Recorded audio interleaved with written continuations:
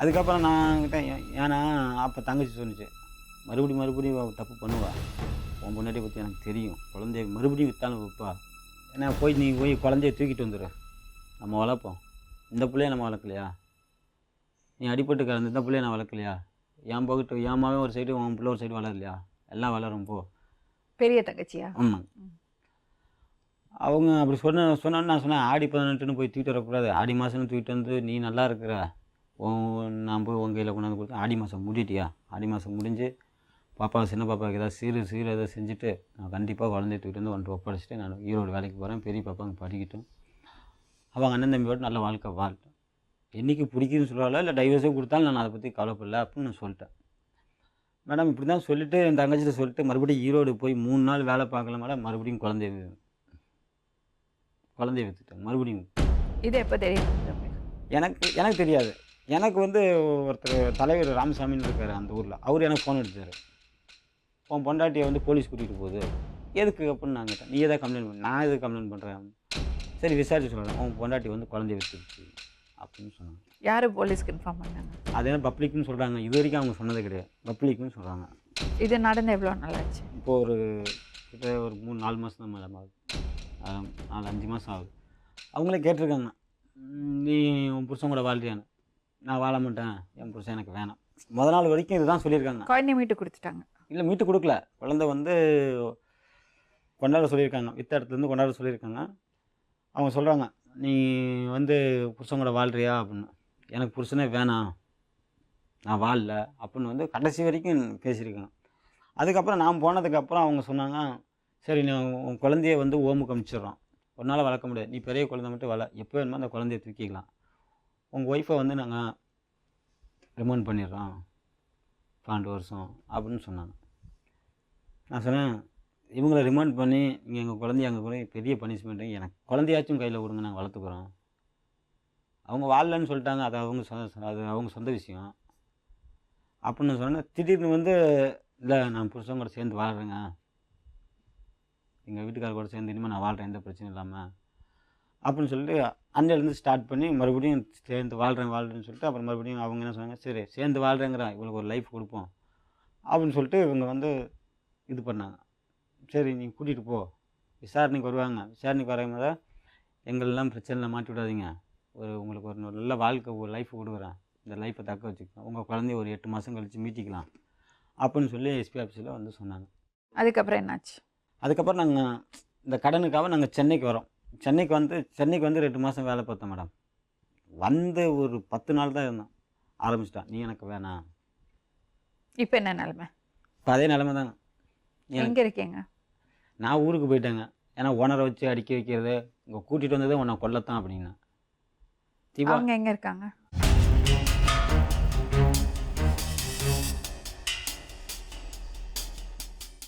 நீங்கள் உண்மையை பேசுங்க.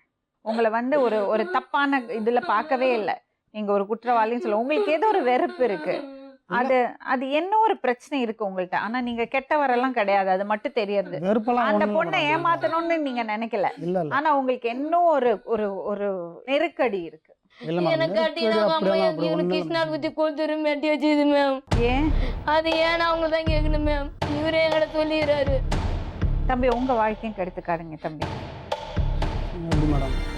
உண்மையை சொல்றதுக்கு என்னங்க யோசிக்கணும்? ஒரு விஷயம் மட்டும் புரிஞ்சுங்க, கட்டாயப்படுத்தி அவளை தாலி கட்டுங்கன்னு நாங்கள் சொல்லவே மாட்டோம். அவளை கன்வின்ஸ் பண்ணுவேனே ஒழிய உங்களை ஃபோர்ஸ் பண்ண மாட்டேன். ஏம்மா உன்னை இப்போவே கல்யாணம் பண்ணுறதுக்கு முன்னாடியே விட்டுட்டு போனவன் உங்கூட வாழ வேணான்னு அவளை கன்வின்ஸ் பண்ணுவேன். ஆனால் அந்த பொண்ணு கழுத்தில் தாலி கட்டணும்னு உங்களை கன்வின்ஸ் பண்ண மாட்டேன். புரியுதுங்களா? ஆனால் உண்மை சொல், அவளுக்கு அதுதான் வேணும். புரியல, அதுக்கு எனக்கு தொடர்பு ஏதாவது? தம்பி அவளுக்கு இது மான பிரச்சனை, சரியா? உங்கள் 2 பேருக்குள்ள என்ன நடந்தது, என்ன ஆச்சு, கரெக்டாக சொல்லுங்கள். இல்லை மேடம், எங்களுக்குள்ள எந்த ஒரு இதுவும் இல்லை மேடம், உண்மையாக சொல்கிறேன், உண்மையாக தான் சொல்கிறேன். போய் சொல்கிறேன், என்ன போய் சொல்கிறேன், நிஜமாவே என்ன பார்த்து சொல்ல, என்னை பார்த்து சொல்ல, போய் சொல்லாத, எனக்கு மாதிரி மேம், என்கிட்ட தப்பான ஒரு நைட். அங்கே உட்காரு. என்ன போய் சொல்றேன் என்னால போய் சொல்றேன் உட்காரு, நீ அங்க உட்காரு, சென்டர்ல உட்காரு. நான் எத்தனை நாள் மேம் கஷ்டப்படுறேன். இப்படி எல்லாம் கல்யாணம் பண்ண முடியாதுமா, இப்படி எல்லாம் கட்டாயப்படுத்தி கல்யாணம் பண்ண முடியாது. நான் கட்டாயெல்லாம் பார்த்து சொல்ல மேம், நான் செஞ்ச தப்பு எப்போ இருந்தாலும் இது உனக்கு தொல்லைதான் தம்பி. உண்மையை பேசிடுங்க, பிரச்சனையே கிடையாது. நான் உண்மையை சொல்லிட்டேன் மேடம். அவங்க இதே மாதிரி தான் நீங்க எனக்கு சொல்ல உண்மையை மாட்டாங்க. சொல்லறது இல்ல, அதனாலதான் அவ கோவப்படுறான். நீங்க உண்மையை சொல்லுங்க, அவள் காம் ஆயிடுவா.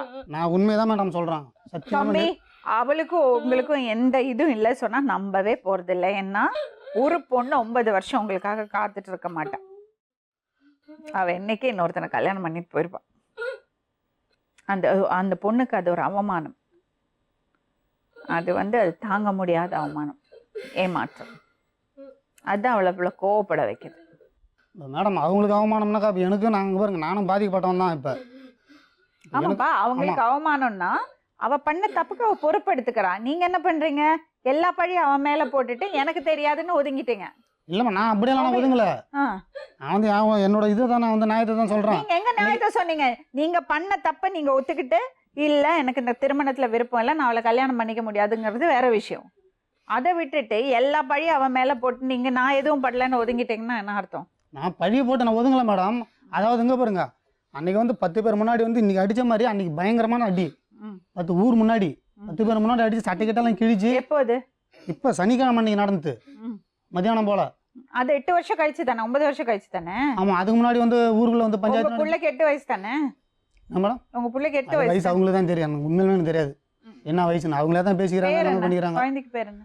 மேனகன் பேர் வச்சிருக்காங்க அவங்க. என் மேல எந்த ஒரு ஃபால்ட்டும் இல்லை, உண்மையாக தான் நான் சொல்றேன். ஆமா மேடம்.